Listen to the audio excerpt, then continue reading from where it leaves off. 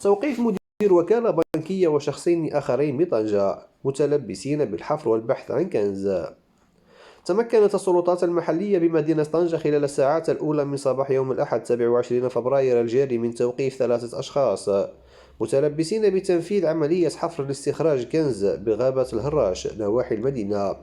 واستنادا إلى المعطيات المتوفرة لأخبارنا، فإن هذه العملية جاءت بناء على إخبارية توصلت بها السلطات المحلية تفيد بتواجد 3 أشخاص غرباء في المنطقة بالغابة السالفة الذكر، من بينهم مدير وكالة بنكية بطنجة، الأمر الذي مكن من توقيفهم وحجز معدات الحفر ومجموعة من الخرائط القديمة وآلة يدوية، بالإضافة إلى سيارة رباعية الدفع تم استعمالها للوصول لنقطة تواجد المزعوم.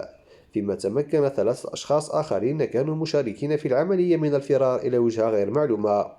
وتنفيذا لتعليمات النيابة العامة المختصة، جرى وضع الموقوفين تحت تدابير الحراسة النظرية في انتظار عرضهم على القضاء قصد متابعتهم بالأفعال المنسوبة إليهم.